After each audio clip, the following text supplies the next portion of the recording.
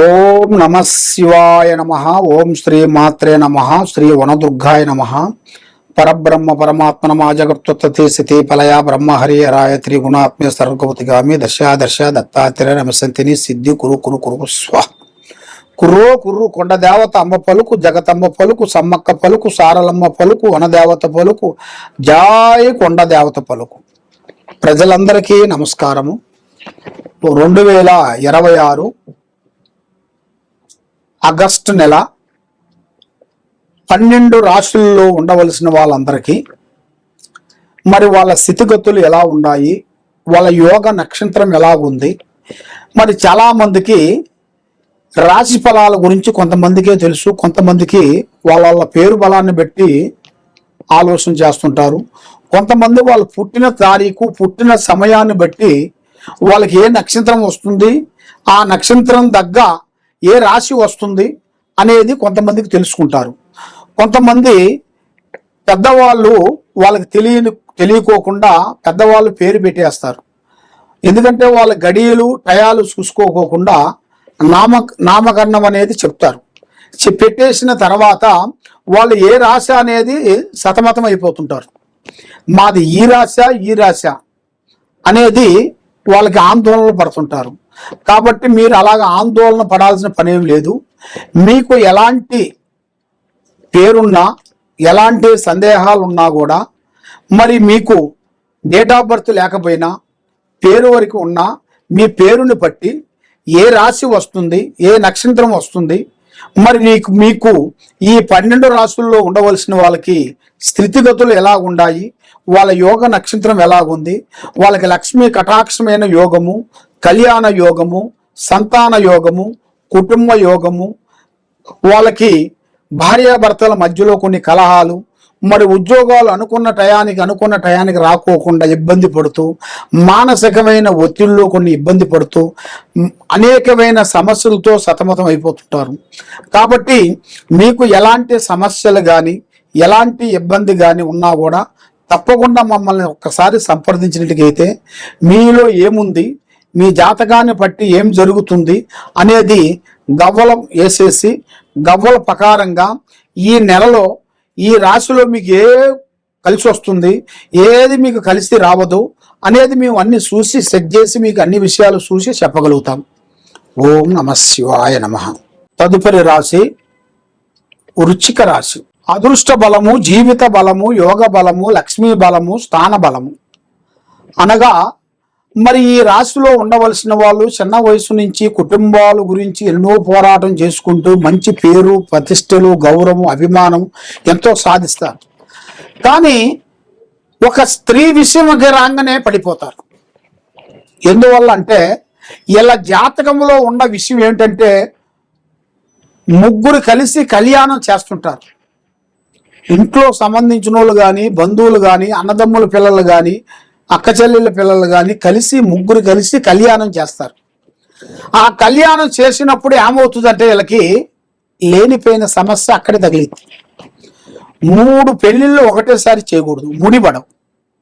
ఎందువల్లంటే ఆ 3 పెళ్లిళ్ళు చేసిన దానివల్ల ఆ 3 పెళ్లిళ్ళలో ఒక్కరికి వరకు లేనిపోయిన సమస్యలు ఎదురవుతాయి. దానివల్ల కుటుంబంలో లేనిపోయిన సమస్యలు రోడ్డు మీదకి రావాల్సి వస్తారు. అలాంటి పెద్ద సమస్యలు, ఎంతో గౌరవంగా ఉండవలసిన వాళ్ళు, పబ్లిక్లో మంచి పేరు సంపాదించుకున్న వాళ్ళు కూడా ఆ ఒక్క విషయం వల్ల వీళ్ళు ఇబ్బంది అయిపోయి పబ్లిక్ వచ్చేసి గౌరవాన్ని పోగొట్టుకుంటారు. మరి ఇలా జాతక యోగంలో చూసుకుంటే మంచి యోగం అనేది అతి దగ్గరలోనే వీళ్ళకి కనబడుతుంది. కాబట్టి ఎక్కువగా వీళ్ళు ఎదుటి వాళ్ళని ఎక్కువగా నమ్మకూడదు. బంధువు మిత్రులు కానీ, స్నేహితులు కానీ, అన్నదమ్ములు కానీ, అక్కజెల్లెలు కానీ, భార్యాభర్తల్లో కొంతమంది దగ్గర వాళ్ళు ఉంటారు. భార్యాభర్తల మధ్యలో వాళ్ళకి సంబంధించిన సిస్టర్లు, బ్రదర్స్లు ఉంటారు. వాళ్ళని కూడా వీళ్ళు ఎక్కువగా నమ్మారనుకోండి, నమ్మి మోసపోయినట్టుకే. బంధువు మిత్రుల్ని అతి దూరంగా పెట్టాలి. దగ్గరగా పెట్టారనుకోండి లేనిపోయిన సమస్యలు వస్తుంటాయి. మరి ఈ వృశ్చిక రాశిలో ఉండవలసిన వారికి మంచి అదృష్ట యోగం రాబోతుంది. మరి జాతక యోగాన్ని పెట్టుకొని చూసుకుంటే వీళ్ళకి ఒక స్థాన చలనం అనేది కట్టుకోవాల్సింది. సొంత గూడు అనేది ఎన్నో గూళ్ళు ఉంటాయి, కానీ ఎన్నో ఇళ్ళు కొనుక్కుంటారు, కొన్ని బిజినెస్లు చేస్తుంటారు, కొంతమంది ఒకటి రెండు నెలలు ఉంటాయి. అలా కాకోకుండా ఈ నెలలో వీళ్ళకి మంచి అద్భుతమైన సమస్యలు కొన్ని తీరిపోయి ఒక అదృష్ట యోగం అనేది, కలిసి వచ్చే యోగం అనేది రాబోతుంది. అది ఒక స్థానం కట్టుకోవటము, ఒక ప్రాపర్టీ అంటే ఒక భూమి కొనటము, ఒక వస్తువును కొనటము, ఒక వాహనం కొనటము, ఇలాంటిది ఇలా జాతక యోగంలో కొత్తది అనేది ఒకటి రాబోతుంది. ఆ కొత్తది కూడా వీళ్ళకి ఇంటర్వ్యూన కానించి వీళ్ళ జాతకంలో మంచి యోగం అనేది కలిసి వస్తుంది.